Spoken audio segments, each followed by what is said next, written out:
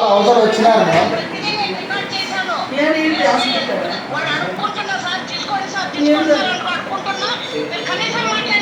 అప్పుడు కాదు మేడం, అప్పుడు నేను లేను, మా రామచంద్ర వాళ్ళు ఉన్నారు. నేను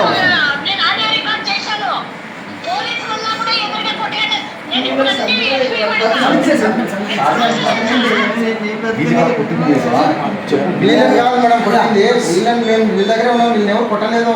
వాళ్ళు బయట మేడం కొట్లాడింది.